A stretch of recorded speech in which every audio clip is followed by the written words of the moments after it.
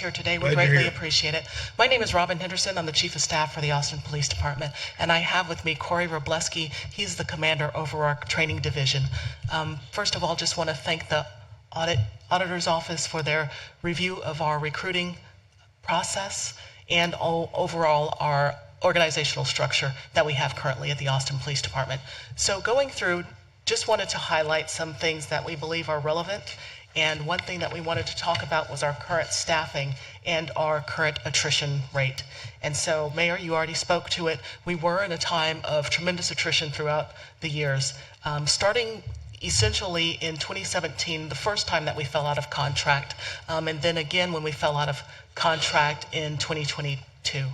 Over that time, we had a tremendous loss of officers. Our average attrition for the years was just in about to the 150 range each year for four years. Most recently, due to the fact that we do have a contract in place now, our retention and our attrition rate has slowed tremendously. And so right now, in this year, we only have about 40 separations that we've had, either through a retirement or a separation, which is about a third of what we would see typically for the past 3 to 4 years in the same time frame. So wanted to highlight that. Okay.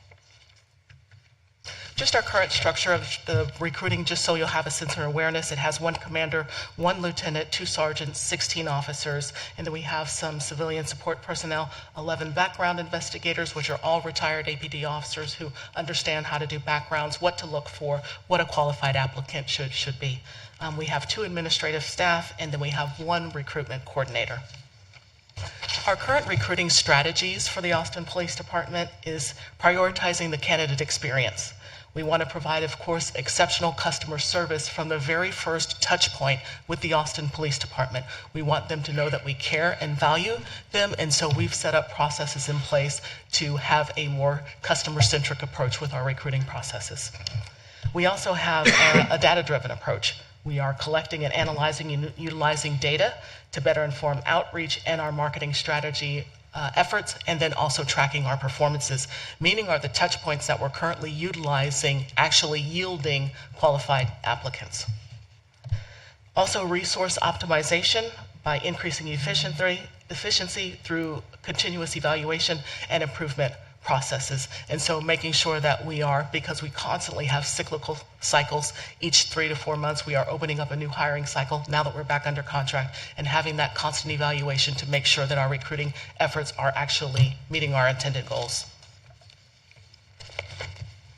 And speaking to being out of contract, I just want to highlight the fact that when we are out of contract, part of the evaluation process or the audit that was done under the time that we were out of contract.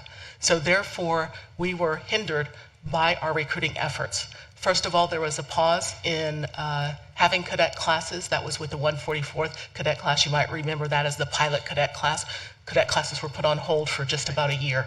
In that time frame, we are also not allowed to do any recruiting because we couldn't start a class. So our recruiting efforts were essentially non-existent during that 1 year time frame, compounded by the fact that we then were out of contract. And so some of the limitations when we're out of contract is that we cannot travel out of state to do testing. All the testing for a recruiting cycle has to be done within the state of Texas, and there can only be 1 hiring cycle for a cadet class. And then on that list, it is only a written exam. And the written exam has to be exhausted, meaning every single person who passed the exam has to go through the standard hiring vetting process, but then only after we have completed that process can we then offer them a letter of hire based on the order in which they ranked on the exam. So somebody could potentially be waiting longer than they have to because we haven't completed their packet or somebody's packet is completed, but we have to go in order as they ranked on the exam, therefore slowing that touch point when we can let them know, hey, you've made it through, and you can be expected to receive an offer letter for starting the next cadet class. Can I say this back? Under contract, we are able to expand our recruiting efforts outside the state. We can do as many testing events as we'd like to host outside the state. We are not limited by having 1 single touch point or test to vet applicants. So we can continue that vetting process throughout the hiring period that we have for the current cadet class. And not only that, we can also open up a new cycle we don't have to necessarily completely close out the first cycle that we have. We can open up a new cycle in preparation for starting a new cadet class. Are we doing that? Yes, sir, we are. 6. Thank you. And then opportunities to reform our process for our PT standards and fitness standards. And so we now have a process in place to where a potential applicant, as soon as we have that touch point, they can come in and participate in PT sessions with the recruiters. That way they can better understand what the expectations are once they become a cadet. Next slide. This is what I just talked about. This is the time frame when we were out of contract, limiting our ability to recruit out of state, and then the exam list that we had to have, and then now that we're back under contract. And Mayor Pro Tem, you can see the dates that we got back under contract was October of 24, and we were out in March of 23. Thank you. Next slide. You did have some questions that you would like us to answer, and the time frame on when cadet classes were paused, that happened in August of 2020. Understand we had already had a candidate pool. Some of them had received offer letters, and then we essentially had to put that cadet class on pause. And we did not re-engage or start that cadet class until June of 2021. And during that time frame, of course, the applicant pool changed. We'd lost interest. That was a long time for candidates to wait to understand when the next class, when they can expect to start a cadet class. There was also a question about filming and using film crews to kind of highlight what the job is like, follow an officer around. Please know we don't have that capability. There is a statute that prevents a reality TV show from utilizing a law enforcement entity to create a show. And so that was instituted, so we do not have that capability. So I wanted to make sure we answered that question. In addition, we are also utilizing our current officers to boost our applications. There was a question related to that. And so right now, our third most effective recruiting tool is actual officers that currently work at the Austin Police Department. And so I think that highlights the morale, the interest that our own officers have to say, hey, this is a great department to work at, and saying, hey, you should come work here. And next. Just wanted to give you some highlights for our upcoming classes. We just had a class graduate last month, which had 29 graduates. We are currently in the 154th cadet class. We have 51 cadets. They're slated to graduate in August. Then the 155th cadet class will begin on April 21st, and we currently have 63 cadets slated to start that cadet class.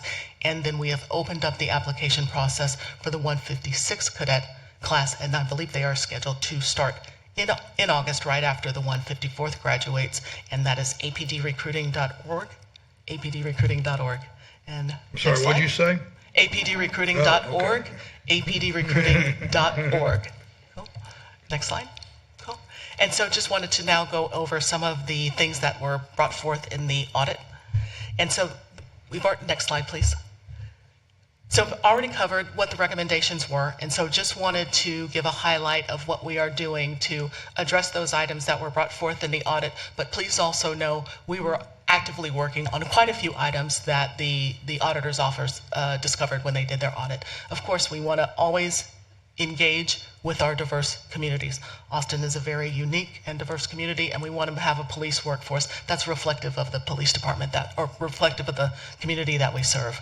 Of course, we need to recruit well-qualified candidates, maintain those relationships. So even though a cadet or an applicant might not be qualified or ready to start one cycle, we are making sure we are staying in constant contact with them to make sure when they are ready or when the next class comes up, making sure they stay engaged with the process to make sure we move them along and they don't lose interest or possibly start exploring going to another police department. We want them to come to Austin. Further streamlining the hiring process, it's my understanding we're down to just about a 3 to 4 month process from a touch point of when they actually submit an application to the time that they are given notice whether or not they're making it through or possibly being disqualified.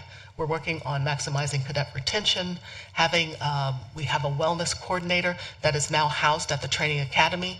That way, if a cadet is struggling with the process or there's an unforeseen family event there, we have one of our wellness division counselors that is on site that the cadet can utilize to help process through whatever event they might be experiencing. Of course, we provide various strategies and objectives to make sure we have activities for them to participate in during the hiring process. Like I said, the PT sessions. We also provide them with materials for them to read to give them an understanding of what the course curriculum will be so they can better prepare for that. In addition, we're exploring cost-effective options to allow for adjustments to meeting our recruitment needs. Of course, additional financial support would always be appreciated to come up with an effective strategy, which we'll touch on later. But part of our constraints when it comes to recruiting is that we have a lot of applications coming into the door. We have a robust staff. However, with the increase in the applications, the number of people that we need to hire, once we get those applications in, their focus is then just on the recruiting or the processing of the applications, not in those recruiting efforts. And so it tapers off just a little bit when it comes to recruiting because those same recruiters are responsible for then processing the applications that come in the door. Next slide, please. Recommendation 2, of course, they talked about our data and that we're not doing a very good job when it comes to tracking all of our data metrics when it comes to our recruiting efforts. And yes, there are some points where we can do some improvement, but we pretty much have a very robust take-in process of tracking an applicant to the point to where they're given an offer letter. One thing that we found through the audit is that once they don't make it through the process, we're not capturing the data, kind of explaining why they didn't make it through to either the PT testing, why they didn't make it through to the psych evaluation. So there are some gaps in that information to making sure if we look at, hey, there were 75 that were signed up to do the psych evaluation, however, only 53. Why is it that person didn't make it through to another stage? So just making sure that there's a holistic tracking of all the data metrics across each phase of testing. In addition to updating our SOPs, our standard operating procedures, making sure that we do that on a continual basis. We do them annually, but then making sure we're looking at our standard operating procedures from the lens of incorporating practices that we've learned we need to improve on throughout those stages of the recruitment cycles. So not waiting till once a year to update those SOPs as we have those learning touch points, making sure that those SOPs get updated immediately. Next slide.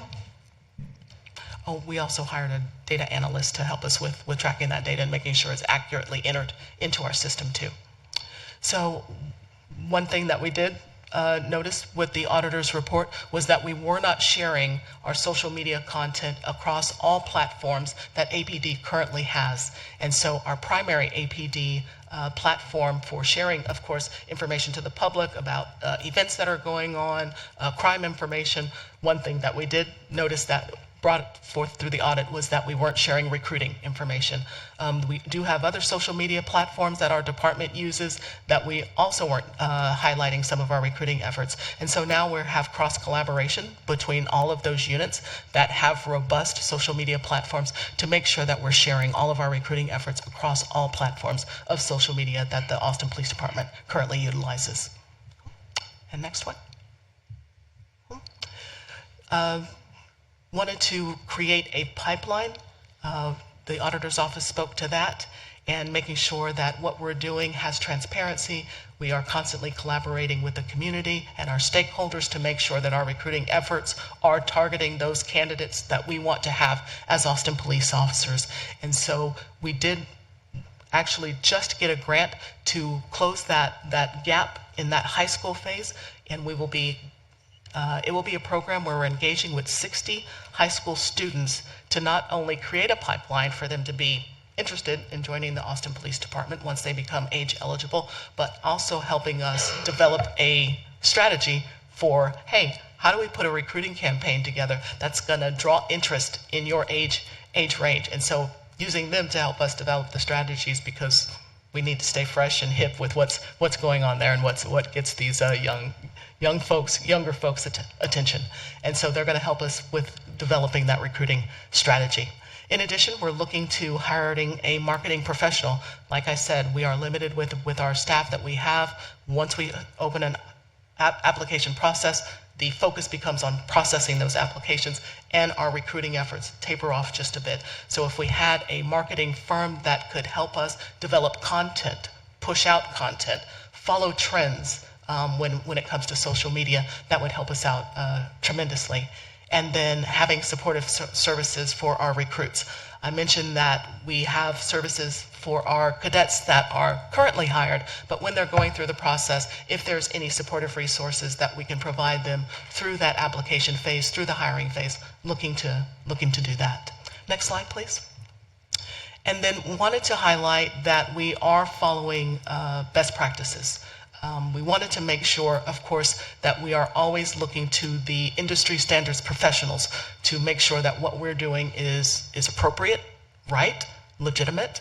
And so we've engaged with PERF, which is Police Executive Research Forum. They're the ones who did our sexual assault evaluation. IACP, the International Associations of Chiefs of Police. MCCA, that's the Major City Chiefs Association, and the DOJ. And when you review some of those documents, the DOJ recruiting blueprint and an MCCA white paper both cite that the Austin Police Department recruiting is an example of modernizing the recruitment applicant standards and innovative advertising aimed at the current applicant audience. Next slide, just wanted to highlight that. In addition to that, PERF highlighted that APD is utilizing 5 of the best practices. And so re-examining the hiring process, also engaging in the 30 by 30 initiative, having a faster recruiting timeline. Like I spoke to, it's about a 4-month average from touch point to the time they submit an application to the time that they either make it through the full hiring process is only about 4 months. Adopting innovative recruiting strategies with social media, where we're humanizing the cadet experience, and targeting customer service industries. Also updating our hiring standards to better reflect our Austin community. I spoke to, we wanted to have applicants and police officers that represent what the Austin community expects and how they would like their policing services delivered.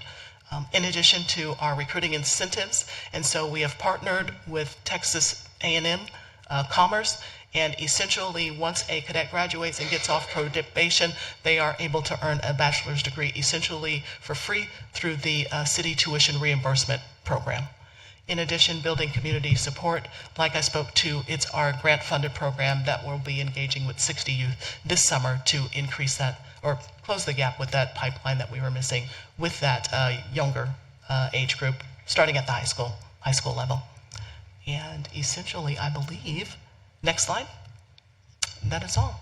And with that, I'll open it up for if council members have any questions. Great, thank you, Chief.